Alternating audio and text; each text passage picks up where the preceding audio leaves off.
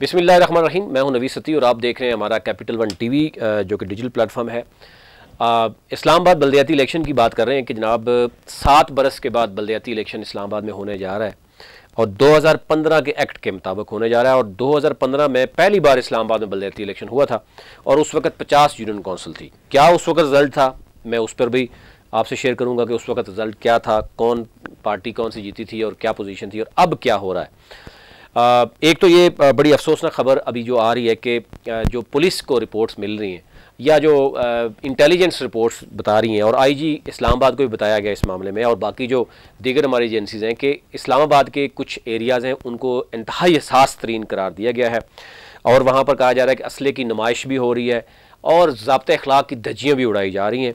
और जिस पर जो है वो अभी तक जो बात हो रही है कि जी तमाम जो SHO साहिबान हैं उनको इंस्ट्रक्शन जारी कर दी गई हैं कि जनाब एक तो गिरफ़्तारियाँ की जाएँ इस तरह की जो लोग असले की नुमाइश कर रहे हैं। और ये इम्कान ज़ाहिर किया गया है कि दौरान इलेक्शन के दौरान जो है वो फसादात हो सकते हैं। ये कोई मेरी रिपोर्ट नहीं है और ना ही आम पब्लिक की रिपोर्ट है, ये इदारों की रिपोर्ट्स है। और उसके बाद ये फैसला किया गया कि कोई भी रैली होगी किसी भी यूनियन कौंसिल में SHO जो है वो उसको परमिशन देगा तो होगा। डेफिनेटली वो ज़रा मामला और हो गया कि पुलिस को मज़ीद एम्पावर कर दें और SHO साहब की अब जेब गर्म होगी तो आप रैली की निकालेंगे और आम बंदा तो रैली निकाल नहीं सकता, फिर उसके लिए भी आपको पता कि क्या मामला होते हैं। लेकिन ये एक मामला उन्होंने कहा जी कि SHO साहब देखेंगे। और इसके साथ साथ इलेक्शन कमीशन से RO से जो अभी तक शिकायत हैं वो भी बढ़ती हुई नज़र आ रही हैं कि कुछ एरियाज ऐसे हैं जहाँ वोट का इशू आ रहा है। अभी भी कुछ उम्मीदवारों के हवाले से संगीन इल्ज़ामात हैं कि उम्मीदवार किसी की एज का मसला आ रहा है, किसी का अभी तक स्टिल वो पेंडिंग जा रहा है। हाई कोर्ट का केस बड़ा क्लियर है और 2015 का एक्ट बड़ा क्लियर है। जो लोग ये समझते हैं कि वो कोई भी शख्स यानी अगर ओवर एज है वो इलेक्शन हो सकता है जीत जाए, अभी इलेक्शन कमीशन भी हो सकता है खामोश रहे और जिन लोगों ने शिकायत की वो भी खामोश रहे। और अगर आप जीतने के बाद वायलेशन कोई समझ आ गई तो आपको पता है कि फिर आपको चैलेंज किया जा सकता है और उसके बाद फिर डेफिनेटली नाइल ही होती है। तो एक तो यह है कि अपनी कम अज़ कम पैनल में ये ज़रूर देखें कि अगर कोई इस तरह का मामला है तो आप जब जीत जाते हैं तो उसके बाद फिर उसकी मज़ीद चीज़ें सामने आ जाती हैं। इसी तरह अगर आप नॉमिनेशन पेपर जमा करवाते हैं तो आपको पता ही है कि पाकिस्तान में क्या होता है, जब आप जीत जाएंगे तो उसके बाद फिर आपके ऊपर बहुत से चेक एंड बैलेंस होंगे। कहीं अगर सर्टिफिकेट जमा करा रहे हैं, कोई डिग्री जमा करा रहे हैं तो वो गलत कभी भी ना जमा कराएं, कहीं ये ना हो के बाद में आप कहेंगे जी किसी और ने आपकी जाली डिग्री जमा करा दी थी। तो ये चीज़ें बड़ी सोच समझ के करनी है। अच्छा, ओवरऑल अगर मैं सिर्फ 2015 का इलेक्शन आपको बताऊँ, उस वक्त यूनियन कौंसिल थी 50 यूनियन कौंसिल में 2015 में 21 मुस्लिम लीग नून ने यानी यूनियन कौंसिल जीती थी और उस वक्त आपको याद होगा 2015 में मुस्लिम लीग नून की हुकूमत थी। अच्छा, उसके बाद PTI उस वक्त अपोजिशन में थी, 15 सीटें PTI ने ली थी और 14 सीटें आज़ाद हैसियत में जो यूनियन कौंसिल के चेयरमैन से उन्होंने ली थी। और फिर ज़ाहिर है जो भी जो मुस्लिम लीग नून की 22-21 सीट्स थी और उसके साथ जब आज़ाद मिलते हैं तो डेफिनेटली उन्होंने मेयर बनाना था और मेयर बनाया। हाँ, मेयर का इंतखाब कैसे हुआ था और अब भी उसमें लूप होल है कि मेयर ये ज़रूरी नहीं है कि वो इलेक्ट आवाम के वोट से होके आए, ये ज़रूरी नहीं है। हाँ, ये ज़रूर है कि अगर वो अरबपति है, वो तमाम यूनियन कौंसिल के चेयरमैनों को ख़रीद लेता है, वो कोई पैराशूटर भी हो सकता है, वो कोई पॉलिटिकल पार्टी भी उतार सकती है। ये मामला अभी भी उसी तरह है जो कि शायद जिस पर तनकीद की जा रही है कि नहीं होना चाहिए। अच्छा, अभी इस वक्त मैं आपसे शेयर करूं तो जो अभी तक पैनल बन चुके हैं जो यूनियन कौंसिल, हम कोशिश करेंगे 10-10 यूनियन कौंसिल करके आप ओवरऑल आपको बता दें जो हमारी उसमें है। ये ज़रूरी नहीं है कि वो हतमी चीज़ें होती हैं, ज़रा हम एक तज़िया देते हैं और वो गलत भी हो सकता है, तो हम इसलिए पहले ही ये बता रहे हैं कि ये ज़रूरी नहीं है कि वो बिल्कुल ठीक हो। लेकिन हम कोशिश करेंगे कि हर यूनियन कौंसिल में जो स्ट्रॉन्ग पैनल है उस आपको तक पहुँचाया, जो कमज़ोर तरीन है वो भी बताएं और वजह क्या है, ये भी जो हम अपनी एक स्टडी कर रहे हैं। इस वक्त तहरीक इंसाफ और MWM का आपने देखा होगा इत्तेहाद हो चुका है और तहरीक इंसाफ अपनी भरपूर कंपेन कर रही है। जमात इस्लामी भी अपनी कंपेन कर रही है। तहरीक इंसाफ ने 101 में से 97 में अपने उम्मीदवार उतारे हैं। 4 यूनियन कौंसिल में तहरीक इंसाफ ने अपने उम्मीदवार खड़े नहीं किए। जमात इस्लामी ने भी तकरीबन 85 तक हैं, उनके कुछ अपने उम्मीदवार हैं, जमात इस्लामी के कुछ हम ख्याल हैं। यानी बकौल जमात इस्लामी ये समझती है कि कुछ ऐसे लोग हैं जिनका यानी करैक्टर बहुत अच्छा है, जो समझते हैं जिनको आवाम वोट भी देगी, तो उनको ये ज़रूरी नहीं है कि वो जमात इस्लामी का हिस्सा है, लेकिन जमात इस्लामी ने उनको टिकट दिया। फिर आ जाते नून लीग। नून लीग ने भी बहुत यानी बहुत से यूनियन काउंसिल में अपने बंदे उतारे, यानी 80 के करीब से ज़्यादा वो, क्योंकि पीपल्स पार्टी 16 जो पीपल्स पार्टी की जो 16 यूनियन काउंसिल है वहाँ पीपल्स पार्टी ने अपने पूरे पैनल उतारे हैं।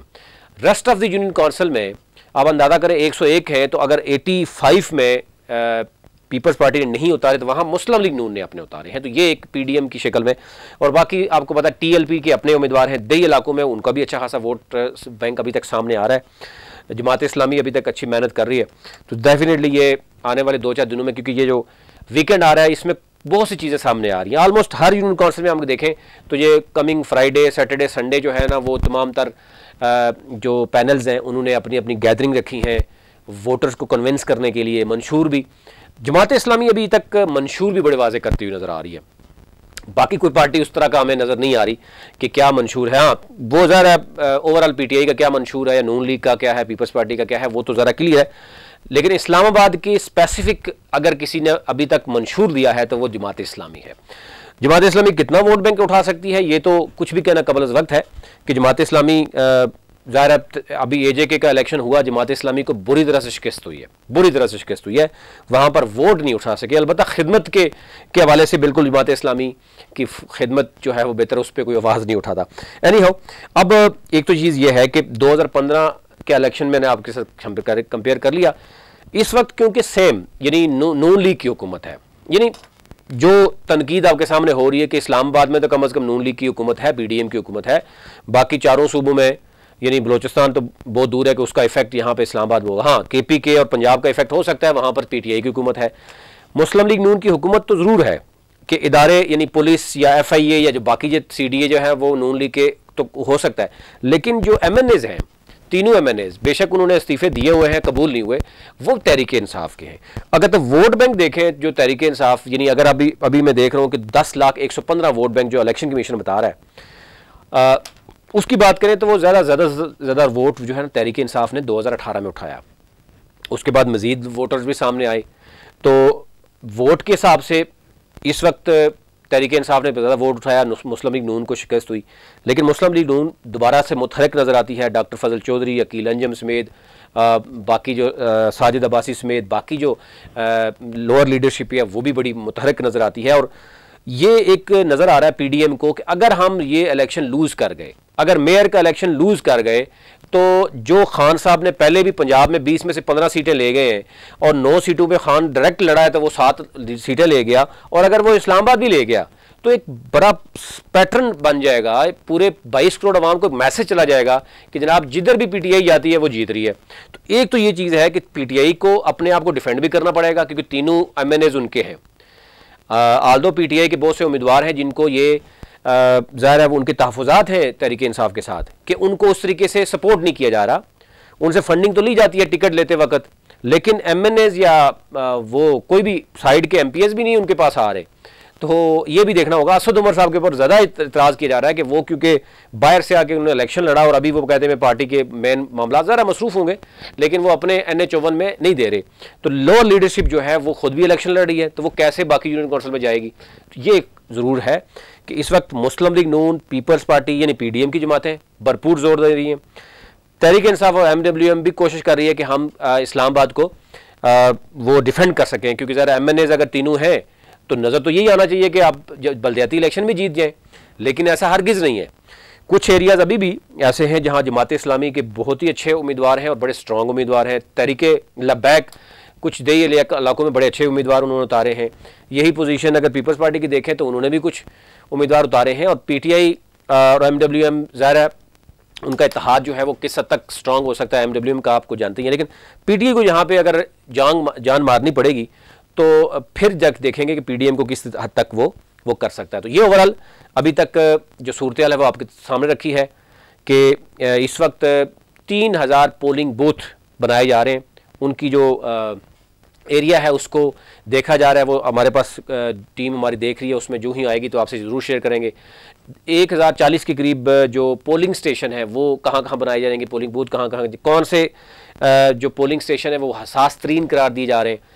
और फिर इसके साथ साथ कहा जा रहा है कि रेंजर और वो उसको भी तलब किया जा सकता है, क्योंकि अभी फ़िलहाल जो एक रिपोर्ट मिली है वो यही है, वो अच्छी रिपोर्ट नहीं है इस्लामाबाद के मामले में, स्पेशली दही इलाकों में, कि वहाँ पर शिकायत ये मिल रही हैं कि असले की नुमाइश हो रही है और जो सरेआम जो है वो एक दूसरे को धमकियाँ दी जा रही हैं, ज़ाब्ता अखलाक की धज्जियाँ उड़ाई जा रही हैं कि बड़े बड़े बैनर्स लगाए जा रहे हैं।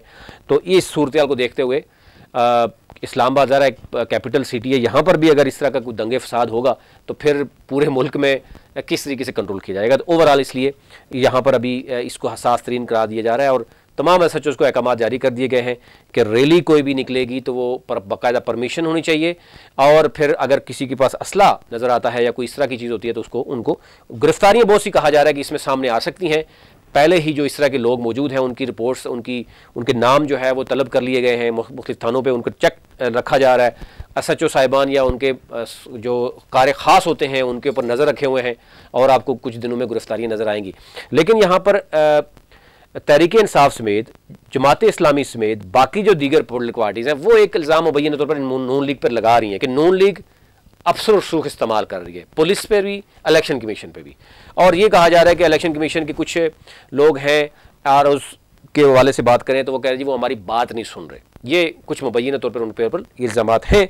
ये जब आते हैं कुछ सबूत हमारे पास लोग भेज रहे हैं, अगर आप भी भेजना चाहें तो आप ज़रूर हमारे व्हाट्सएप पे आप भेज सकते हैं, लेकिन ज़ाहिर है जब तक आप हमारे पास कोई डॉक्यूमेंट नहीं होगा हम उस पर बात नहीं कर सकते।